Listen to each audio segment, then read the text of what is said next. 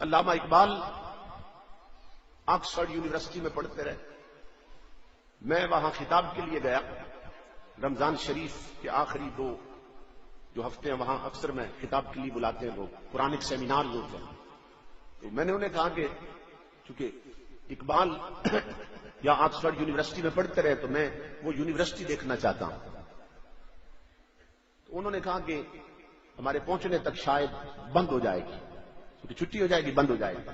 تو میں نے کہا چلو میں باہر سے دیکھ لوں گا، در و دیوار ہی دیکھ لوں گا باہر سے. تو وہ مجھے لے گئے.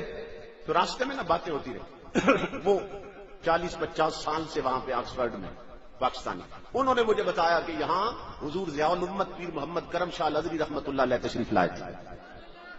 اسی طرح جلسہ تھا خطاب کے لیے.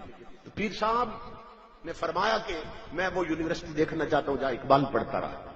آپ جانتے ہیں کہ پیر صاحب کو اقبال سے خاص تعلق تھا. آپ ان کی تفسیر پڑھیں نا تو آپ حیران ہو جائیں گے. اور پیر صاحب سے ہی میں نے سنا تھا، آپ نے خطاب میں فرمایا تھا کہ علامہ اقبال کا جب کلام سمجھ آنے لگتا ہے تو بغیر وضو کے پڑھنے کو دل نہیں کرتا.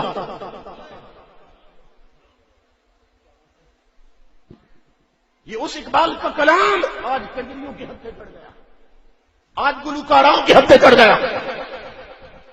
ایک کنجری پڑھ رہی تھی کہ خرد کے پاس خبر کے سوا کچھ اور نہیں، اور تیرا علاج نظر کے سوا کچھ اور نہیں. یہ کنجری گانا گا رہی. جس کا کلام سمجھ آئے تو حضور ضیاء الامت کے خیال میں بغیر وضو کے پڑھنے کو دل نہیں کرتا. جب ہم نے چھوڑ دیا تو پھر یہی کنجری پڑھیں گی، گلوکارائیں پڑھیں گی.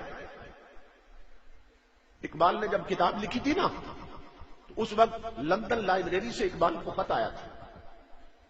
انگریزوں نے خط لکھا تھا اقبال اگر اجازت ہو، چونکہ آتھر جو ہوتا ہے نا کتاب لکھنے والا، اس سے اجازت لینا ضروری ہوتی ہے. اقبال اگر اجازت ہو، انگریزوں نے خط لکھا کہ تمہاری کتاب کو ہم انگلش میں ٹرانسلیٹ کرتے ہیں، انگریزی میں ترجمہ کر کے نا اپنے بچوں کو پڑھائیں گے. تو ایک بیرسٹر بیٹھے تھے اقبال کے پاس. وہ کہتے ہیں جب خط پڑھا نا اقبال نے، اقبال پھوٹ پھوٹ کے رویا، ہچکی بند گئی اقبال. میں نے کہا اقبال مصنف ترستے ہیں کہ ان کی کتابیں انگریزی میں ٹرانسلیٹ ہو اور پڑھائی جائیں، اور آپ کو خط آیا اور آپ رو رہے، آپ خوش نہیں ہوئے. تو اقبال نے جو جملہ کہا وہ سنو. اقبال کہنے لگا رو اس لیے رہا ہوں کہ جن کے لیے لکھی تھی وہ پڑھتے نہیں، اور جن کے لیے نہیں لکھی وہ پڑھنا چاہتے ہیں. نوجوانوں یہ موبائل پھینک دو، اقبال کی کتابیں اٹھاؤ تاکہ تمہیں کھویا ہوا مقام نظر آئے.